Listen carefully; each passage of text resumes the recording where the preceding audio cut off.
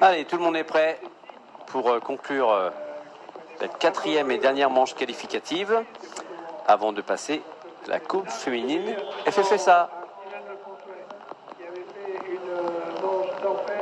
Il va en avoir plein les oreilles, le directeur de course adjoint a sifflé toute la journée. Allez, on va voir d'où va venir la belle surprise, corde, pas corde, et puis là 5 tempéraments et 5 furieux. De ligne intérieure, Christophe Senoy, Steven Lefrançois.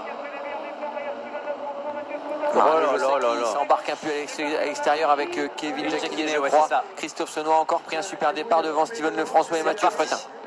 Allez, c'est reparti pour tout le monde avec Christophe Senoy, justement le boss, le leader de cette division 3, on vous rappelle, qui était en haut de la feuille des classements avant d'arriver ici à Pont-de-Ruan avec 8 points d'avance sur Mathieu Fretin.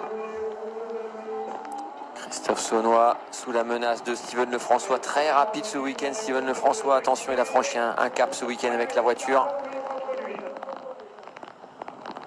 Quel départ en effet de Christophe Senoy. Hein. Pour l'instant, Christophe Senoy qui roule en métronome. 48 317 pour le premier tour. Marin Le Josec qui est déjà revenu là. Ouais, c'est Marin Le Josec qui est déjà revenu. Qui était parti un petit peu avec dans Kevin. Le pare-choc arrière de Steven Lefrançois, il revient de loin, le jeune Marin Le Josec là. C'est une belle révélation pour Marin depuis hier, qui fait un excellent week-end, qui à chaque fois, sauf erreur, est souvent dans le top 10. Pour le moment, il est très très régulier. En chaque manche, c'est pour ça que j'avais un petit doute dans les... Très régulier. 5, 10 et 5. Ah ben voilà, donc j'avais un petit doute, 10 je m'en souvenais, et ben 5 aussi. Allez, encore 2 tours dans cette manche qualificative, et puis... 41 924 pour Christophe Senoy là. Ouais, ça va vite là, ça va vite dans cette série. 41 742 derrière pour Mathieu Fretin.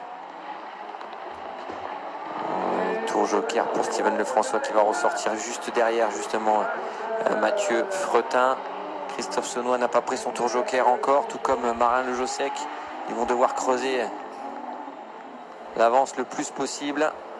Allez, Marin Le Josec que vous avez à l'image avec Mathieu Fretin, le pilote Garcoët Automobile avec la seconde Toyota Yaris du team Vision Promo Sport. Il a déjà pris son tour joker, Mathieu Fretin. Attention, on va surveiller les écarts. Christophe Senoy qui passe devant nous. 2-12, 2-15, 3 secondes. 4 secondes, 3 secondes, 3 secondes et demie. 3 secondes et demie d'écart. Attention, ça va être serré. Ça va être serré. Mathieu Fretin, Christophe Senoy de la sortie du tour joker. Et c'est Mathieu Fretin qui prend le devant. Il revient de loin aussi, Mathieu Fretin. Il effectue des bons chronos. 41-4.